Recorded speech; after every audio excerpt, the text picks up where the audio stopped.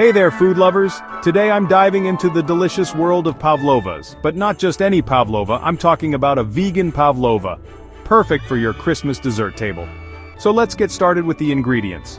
For our vegan version, we'll need half a cup of aquafaba, which is just fancy talk for chickpea water. Add a teaspoon of vanilla extract, a teaspoon of xanthan gum, and a pinch of cream of tartar.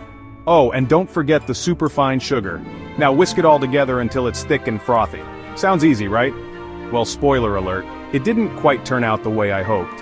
After baking at 110 degrees Celsius for 2 hours, my vegan pavlova looked, well, let's just say it didn't exactly scream festive dessert. But hey, cooking is all about trial and error. So I decided to whip up a traditional pavlova as a backup. For this, you'll need 6 egg whites, a tablespoon of corn flour, a teaspoon of cream of tartar, and of course, sugar. Whisk those ingredients together, and this time, it was a success.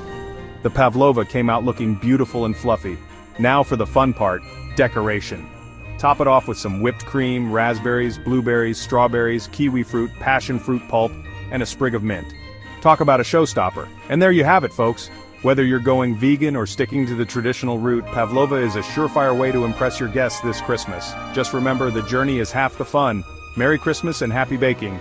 Don't forget to like, subscribe, and hit that notification bell for more yummy recipes. See you next time.